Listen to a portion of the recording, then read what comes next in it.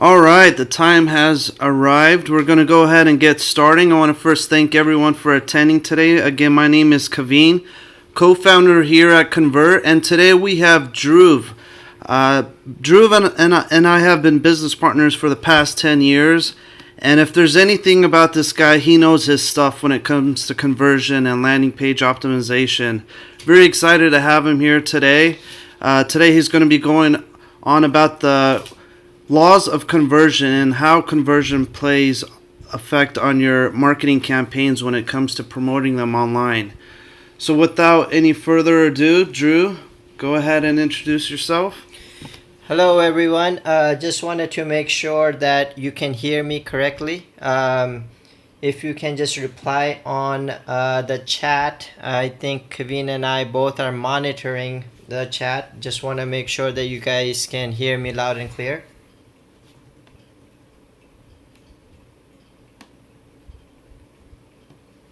All right, it looks like we have a couple people here responding, so we should be good to go. Okay, so to start off, what I wanted to show was a little bit of what we are going to talk about. Any of the conversation that we do today, please follow us on Twitter. You can join on Convert or my personal Twitter, which is self-design. You can follow us or message us on any of them, and we'd be happy to answer any of your questions or comments that you have about the session that we are having today. With that, what I wanted to do was I wanted to introduce myself. I started off as a graphic designer back when I was in high school. Then Kaveen and I started our own digital agency right after graduating from college. The idea behind starting our agency was we wanted to start a small business for ourselves and do what we loved doing, which was working on the web, designing really cool websites. In the process, we had good customers that we were creating websites for. One of the biggest problems that we kept on running into with our customers was they were not technically smart enough or they were not technically savvy to make any changes, even though when we started setting up websites for them on WordPress or whatever tool that was out there that was the best and the latest and greatest tool, they found it really, really difficult to make smallest changes. One of the biggest factor was they were afraid of technology. And that was the reason why we decided to create Convert. What our whole idea with Convert was to simplify the whole conversion funnel, to simplify creating web pages and not needing a graphic designer in-house or a coder in-house to create websites, or smart sites is how we coin the term, for an average small business owner. We've been in that same shoe before, where we've faced technical problems and everything, and slowly we taught ourselves. But unfortunately, not everybody is in tech and not everybody wants to focus on making websites. So what we wanted to do was, how can we reduce the time that takes to create a website that is smart enough, that understands the end customer, that is creative enough, that looks really good and matches a customer's brand. So you don't want to show like you don't want to go to a website that a template looks like a dentist website when you're selling carpentry stuff. Small things like that, we wanted to pay really small, great detail and create a tool that was really awesome. Convert did just launch in May of 2015, so this year. We do have a growing list of about 300 some customers, and it's growing almost about 3 to 5 customers a day on a daily basis, which is awesome. One thing that wanted to highlight on this slide was we do pride ourselves in being a small company. We are a company of only 3 people, myself, Kaveen, and another developer that we have. His name is James, and we are all remote, so we don't always have to work together. We love the having the freedom of working on our own time, but working towards an amazing goal, which is making the web better for everyone all together. um, with that, one of the things quote that I want you guys to leave you by is by Mr. Buckminster Fuller. He said, if you want to teach people a new way of thinking, don't bother trying to teach them. Instead, give them a tool, the use of which will lead you to new ways of thinking. So with this, what I wanted to do was give you guys an insight of what we are doing with Convert and how this helps make the web better, and not only the web better, the conversion better. What are we going to talk about in today's conversation is more about conversion, how conversion works on the web, and how you can get visitors, turning them into hot leads or customers eventually. I'll give you some really great tips on how this works on the web. I'll give you some tips on what people are doing wrong at the moment, and one of the biggest flaws in analogy in the flow of funnel, like what people think a funnel is, what people perceive the funnel to be. And I'll help you reduce some of those understanding, or reduce some of those confusion in what conversion works. Kaveen and I, we've been doing consulting for web design projects and conversion optimization for over, I would say, 7 to 8 years now. And one of the biggest thing that we've understood is customers want everything to look nice and pretty, but they don't understand conversion. And that's one of the biggest time that we spent was educating our customers on what conversion really means on the web, and how they can get the most out of a simple just one landing page. If they had just one landing page to display their business and what the business or their product offers, or one sales page that you had, if you just had that option, how would you present your business? It's almost about thinking in terms of a 30-second elevator pitch for your business, for example, right? So what that leads into. Now, what usually happens when somebody comes to your website, let's say they came from an email that you sent out, or like from a search result or a paid search. Usually what happens is you only have the first few minutes, or actually first few seconds. The survey says you only have about 3 to 7 seconds to convince a user or a visitor to have them decide whether they want to stay on your website or they want to leave. What happens is, if you don't tell your visitor what your business is about, what your product is about, you don't ever get a chance to have a conversation with your customer, and you never get to exchange values. And values meaning getting their lead, selling something to them, generating that sale at the end of the day.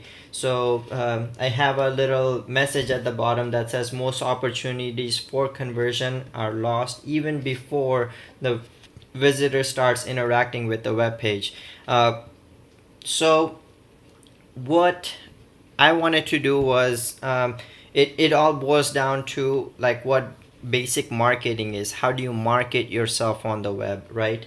The basic conversion in terms of marketing is a simple funnel that's called AIDA, the attention, interest, desire, action. And there's many variations of this AIDA sales funnel. Some people call it attention, interest, desire.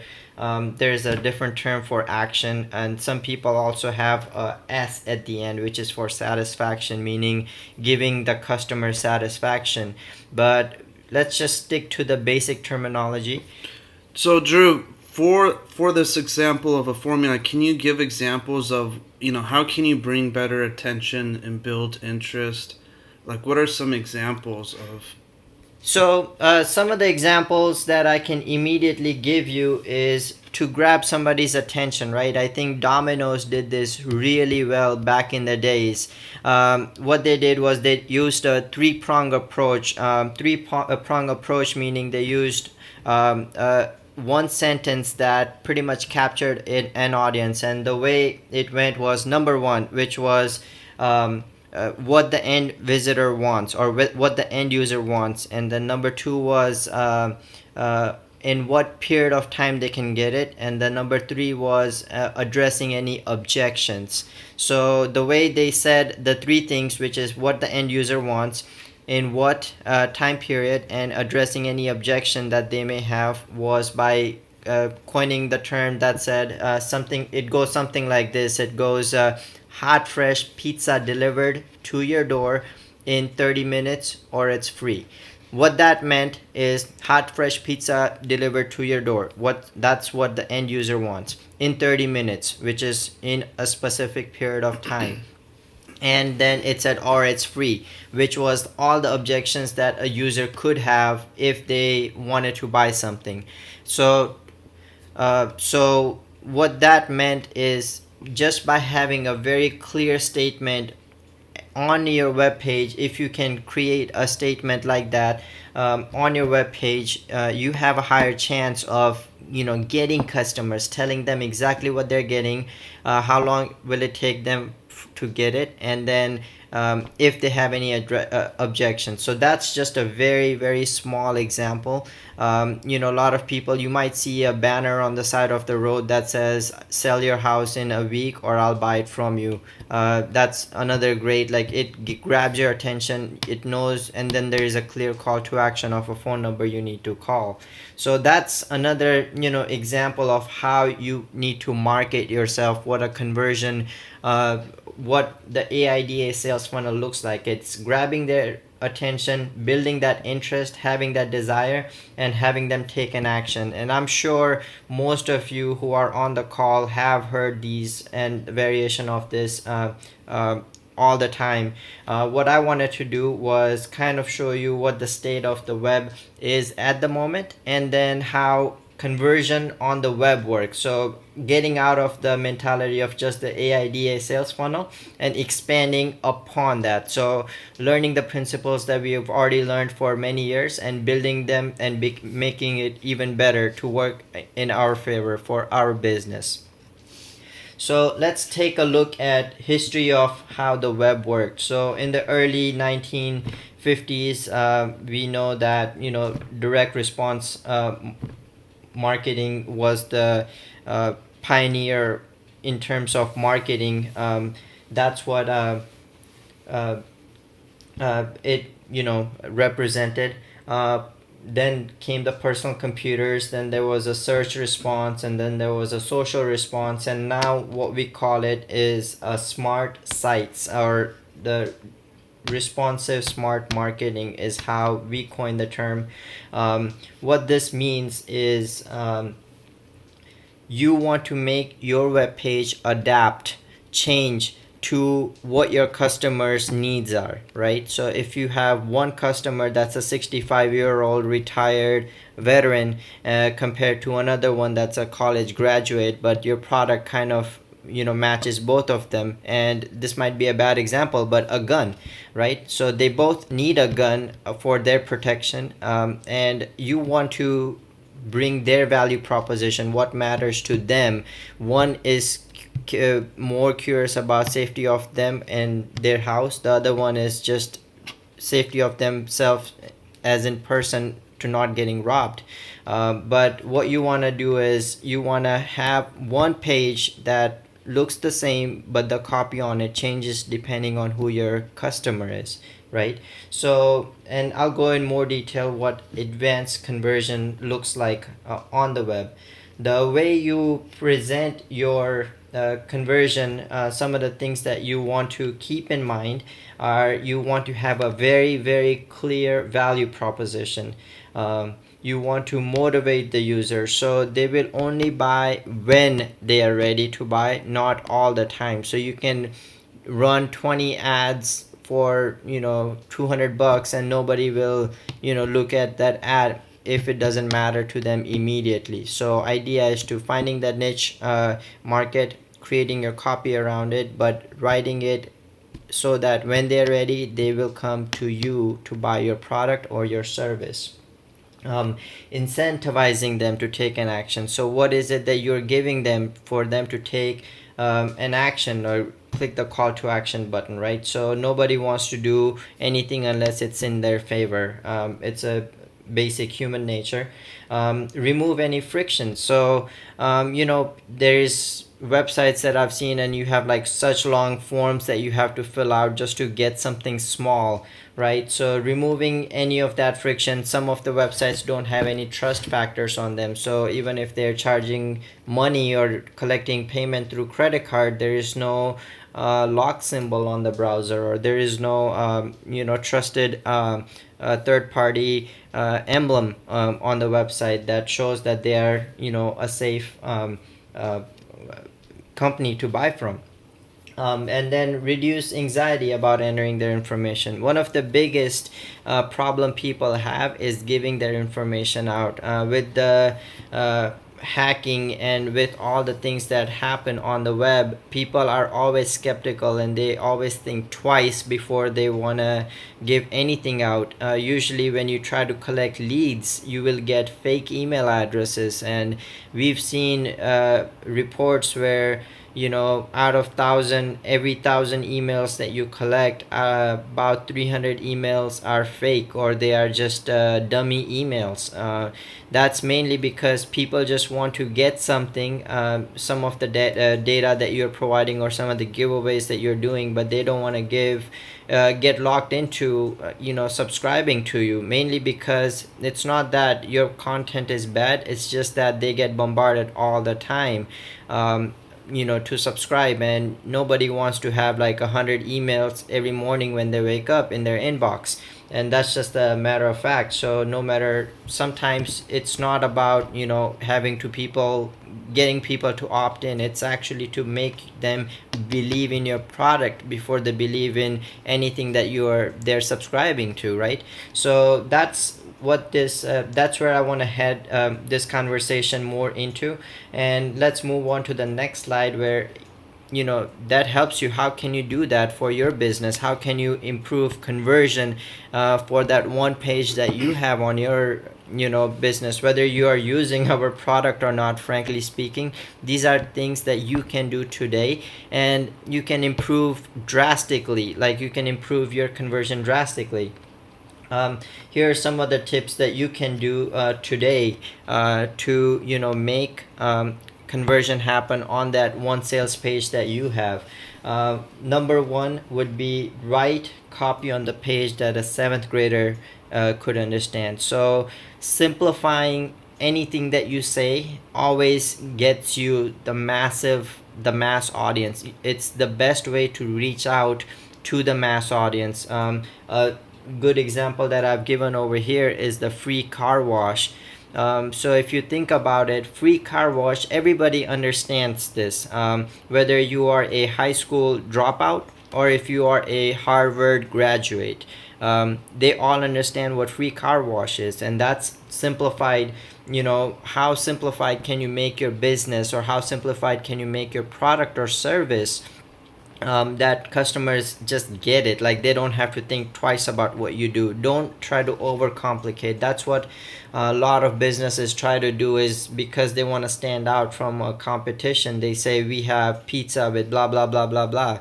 That's not what people are looking for. What people are looking for, what matters to them. If you are serving organic pizza, just say organic pizza delivered. Make it very simple, very straightforward, that a commoner can understand. Nobody needs to understand all of your business. They need to understand what they want out of your business. And so write a copy that your visitor, your customer would understand, not for everybody, right? The second bullet point is give something away for free if you're collecting leads. So usually to my customers, I use this example, and I think I got this example from one of Dan Kennedy's talk, and I'm sure you guys are aware of who Dan Kennedy is. He's an amazing marketing guru for NLP marketing, so on and so forth. I happened to visit one of the talks that he did, or one of his associates did, at Infusion Con 2012 or 13, I can't remember. It was one of them. But what he said about the magician at the birthday story was that, let's say there was a magician at one of the family kids birthday party, and he was performing these really cool magic tricks, and all the parents were talking. They were talking about the magician. They were like, hey, it would be really cool to have this magician at my kid's birthday party next year.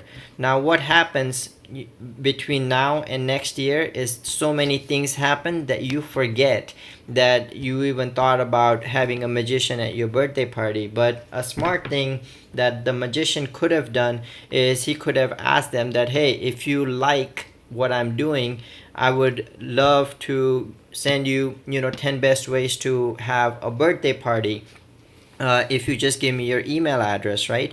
So collecting that lead that is trustworthy and very personal. So he said, all I'll do is I'll send you 10 ways to have great birthday parties without having a magic show. So it's subscribing a user to purchase into having to subscribe to your lead generation altogether, right?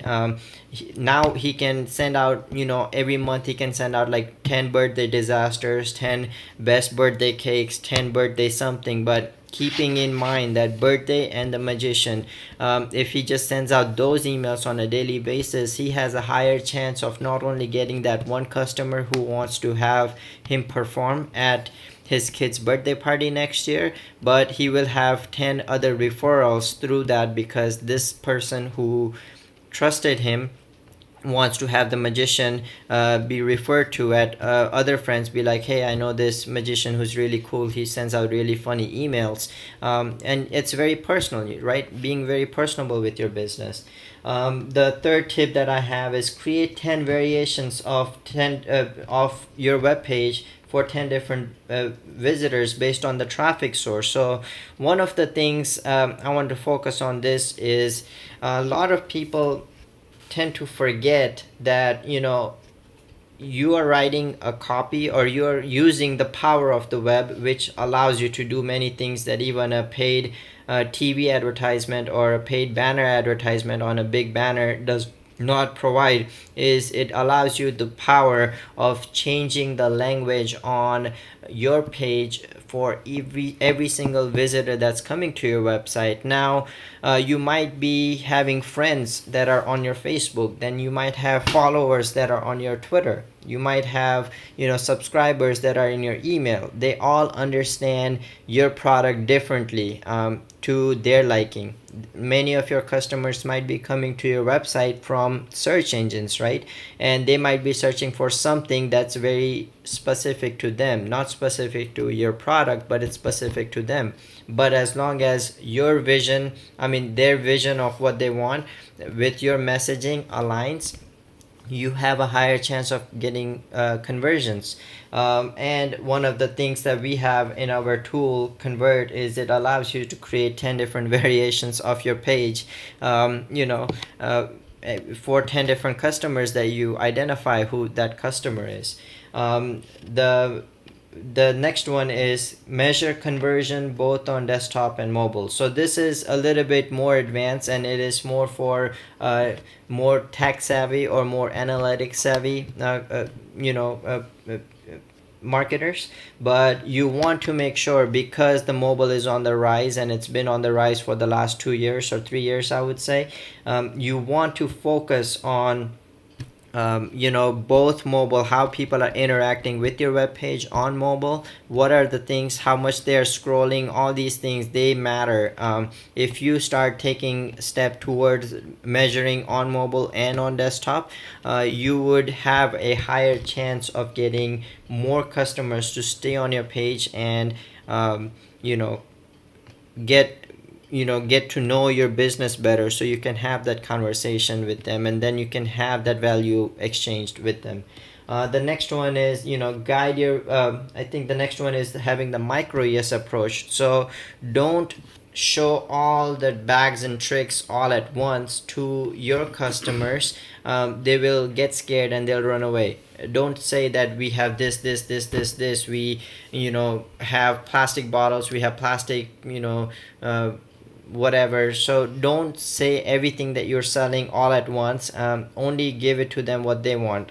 If you're going to Ace Hardware to just make a hole in a wooden piece of furniture that you have, all you need is a drill bit, and they tell you that we sell this, we sell this, we sell hammers, we sell nails. That's not what you want. All you want is a drill bit. So you would actually run away from somebody who's trying to oversell you. It's what I'm trying to tell you is don't oversell. Focus on one product, focus on one service, create that page or website that's focused on that one particular topic and make it amazing. So if you're just working on a product page, talk about just those features and use a little micro yes approach. So small yeses make into a big yes, large yes. We call it the macro yes for conversion. Guide visitors through the process, so help the customer move towards the offer. So a lot of people, what they do is the way they design their pages, they put everything everywhere without keeping in mind that they have to guide a visitor through in a specific process. And I'll talk a little bit more about this later down in the slides, but how you can create this specific flow on your page today to make these changes in whatever you have right now, whether you have a WordPress site or however you have your website or web page design. And then the last thing, which is very important, is to chase the non-buyers away. So I think with this call, I would like to give away one of the buyer persona templates if you guys don't already have one. But it is very important to create a buyer's persona, and not only a buyer persona but a negative buyer persona. What that does is it tells you who your buyer, who is not your buyer. Your best friend is not your buyer, he's just your best friend. You want to create that differentiation between the two, who you don't want to sell to and you want to chase them away. You want to let them know upfront that this product is not for you if you are this and this, and they will be happy to leave. And you are not bringing bad traffic and bad publicity, I guess, to your product or service. Okay, so moving on from this, what I wanted to talk about is some of the analogy and the flaws that we find in the funnel analogy. One of the biggest one is people often think that the funnel is the one of the many ways you can do marketing, but the fact is that it is the only primary analogy. All marketing should influence a decision. What I mean is, when I say all marketing should influence a decision, is that whenever you are creating a sale or whenever you are talking about your product, it should invoke some kind of emotion into your visitor or your customer in a way that they want to take action towards it. So anytime you do marketing, you want to think in terms of a funnel analogy. A lot of people, what they end up doing is they move people out of their funnel rather than keeping them in the funnel. And we've seen examples of this in biggest of the biggest companies and very small companies. One of the big data collection company that we worked for consulting gig back in 2005. I think it was 2004 or 2005, but they were having, I think, about 10,000 leads in a day is what they were collecting. But they could have, after we were done with conversion, they almost tripled that number. I think because of the NDA, I can't name the company, but they are one of the biggest data collection companies out there. So anytime you're looking to buy leads for your business, that is one of the companies that you usually end up going with.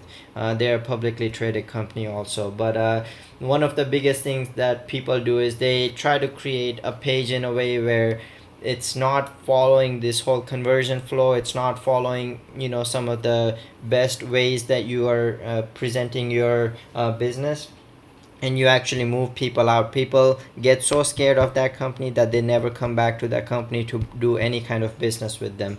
So you want to create a very unique experience altogether. The next thing that I was talking about was that little micro yes approach. So bringing small steps, small yeses throughout your whole entire funnel, which helps you make into a macro yes. So, you have any traffic that's coming to your website, they see a banner ad, and then they want to come to the landing page. Then they want to decide to get to a sales call, and then you want to close the sale. So all these are what I call micro yeses, small yeses that make into a massive yes, which is a final sale, which is closing a sale, closing a deal with your customer. So the way you do this is mainly through a value proposition. So one of the biggest, I guess, flaws that a lot of marketers teach, which I am opposed to, is persuasion. Marketing is not persuasion. Marketing is clarity. The more clear you are, the better value proposition that you bring to your customers. You don't have to create all the time the long sales pages that some old school marketers teach you. You don't have to create those 45-minute long videos just to present your product or service all the time. If you are clear enough to your target market, you have a better opportunity to closing deal with them. You have a better opportunity to having them buy into your product. And one of the greatest examples that I can show you is Apple. Apple does this day in and day out. They are a computer company, but they sell everything to you, right? Like they sell you iPads, they sell you iPods, which are the music devices. So if Dell was supposed to sell like an MP3 player, you're not gonna buy it. But if you were to buy a music listener or like a audio a player, you would always buy it from Apple because you trust in that brand, you trust in that. And that's what my next slide is about, is to talk about how can you maximize the value proposition for your business, for your product, for your service. The way you do this is in this particular order. You want to follow this step by step in this particular six step process. So you want to make them understand what your product is, what your product or service is. You want them to believe into this. They want to say themselves, yes, I believe in this, yes, I want this, and then create an exclusivity around your product that says, yes, I can only get this from you. And this is going back to that Apple example. You can only buy Apple products from Apple, right? You can only buy amazing marketing automation tool from Infusionsoft. You can only do certain things with certain brand and certain product and service. So find that exclusivity in your market, and that only you can guarantee this offering, only you can provide this offering, right? And then the next two things almost become obsolete to the customer. If they believe in it, they understand it, they want it, and they know that they can only get it from you or what you are selling, then what they need to pay or what they need to do in order to get it almost becomes irrelevant to them. Like at this point, pricing is no longer an option for your customers. So what this essentially does for your business is creating this flow, helping that creating this whole entire funnel is something that how we wanted to create our product was to create a responsive smart marketing, pages that change and adapt based on where you are in the funnel, and they automatically change into it. We are nowhere near completing our full product, and right now we are only in beta, but eventually that is our big goal of what you get out of this, what you want your conversion funnel to do for you. So every single page inside your funnel needs to adapt and change to follow that whole funnel path that we looked in the previous slide, which was I understand this, I believe this, I want this, I can only get this from you, and then I need to pay this much, and then I need to do this much. So those are the things that we want to build in our funnels, all the funnels that we create with our product. Let me jump to an example, show you guys exactly what I mean by one of the case studies that we did back in the days. So here's a simple page, and this is the control. It says, searching for the most accurate mailing list, your hunt is over. Get 500 leads today, and then with qualifying purchases. And then there is a micro copy right above the form that reads something like this. It says, to receive your 500 leads, fill out and submit the form below. Once received, you will be contacted by one of our business consultants, and then you have a form. Well, what I see wrong with this page is it's almost too persuasive. Like, are you looking for this? Get something today, and we'll get you, and then a salesperson will contact you. And these are big no-nos all across the page. So let me show you a treatment of what we did. So there were no graphics added to make things look cooler or anything. It's just putting the right thing in the right place of the page to get a higher chance, and higher giving that trust back to the customer, so they believe in the product more. So a generic template that you find at any landing page creation tool or what have you, they all look the same, and then they tell you all the heavy work needs to be done by you is you need to put all the content in the right place. So what we did with the treatment was we said, most accurate mailing list available with an exclamation mark, bringing clarity over persuasion altogether. Trusted since 1972, blah blah blah, the company name and bringing all the highlighted words. It's pretty much highlighting all the words, making them very clear of what they're buying into. And then it says, plus get 500 leads added to your purchase. So we are being very, very clear and very meticulous about how we wrote the content. Also, by the form field, what we have is, it says, search our business and consumer database, preview leads, get a quote and download lists, build list 24 hours a day, 7 days a week, and then personalized online service to assist you. So these are all the things that matter to the customer, not what you saw on the previous page where it was saying that fill up the form and we'll have somebody contact you. So that makes people want to run away. Over here, everything that we have listed are all the things that matter to that end customer. And then we also have 100% satisfaction guarantee and a secure site symbol right around where they're filling up the form. We even reduced a couple fields in the form to reduce that anxiety. Going back to the previous slide where I was talking about reducing anxiety and remove any friction elements that you have, any friction that people may have about entering the information. So with this, if you look at the control and the treatment, you can see there is no visual difference. It's the copy that changed this page, and the result that we got out of this was 251% increase in conversion. What this did for us was, having the page the same but changing just the copy. They say 80% or 90% of your conversion on the web happens through the copy, not through the design of the page.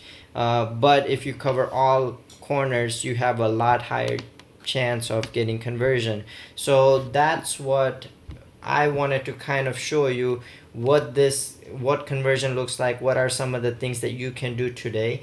And here's one more thing that I wanted to kind of show you, guys, that you guys can take away immediately and implement on your landing page or your website to improve that conversion.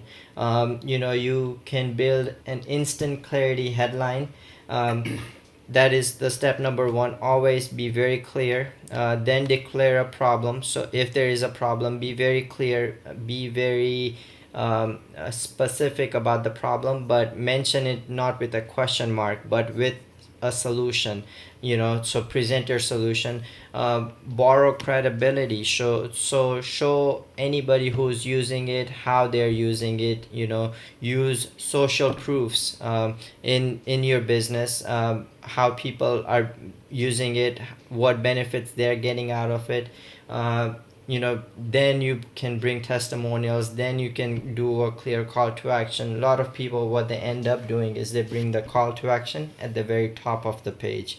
And not always would that work unless they're a second time visitor or a third time visitor. Then having a call to action at the top of the page completely makes sense. But if you have a landing page that they're visiting for the first time, they don't want to click on that big call to action button, no matter how gigantic or how big you have that call to action. If they don't understand the product, if they don't believe in what you're selling, they will not click on that button. Essentially, after that, you want to bring the price anchoring, and then any questions that they may have, address those before they make that purchase. So altogether, creating some of these values in the pages that you currently have will drastically improve your conversion tenfolds. So I think I am now ready to take any questions, but before that, I think I'd like to have Kaveen make any closing statement that he has. Yeah, I want to thank you, Drew, for taking the time and going through the paths of conversion and how to increase conversion online. One of the things that we pride ourselves in is really teaching our customers the steps of increasing conversion and not just telling a story.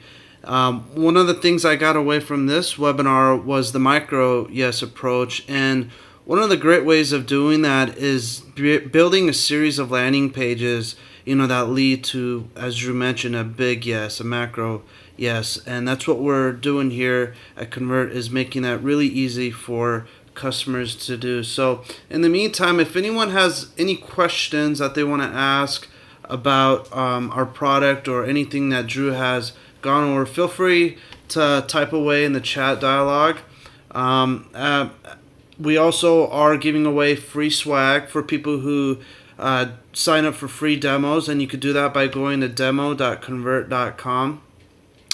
And everyone who has attended this webinar will also be receiving a copy of this webinar, so be on the lookout for a follow-up email from me. And as always, check out our website, and we'll always be putting on awesome webinars and giving away free content that will help you take your business to the next level. Thank you again, and we'll all talk to you soon. Bye-bye.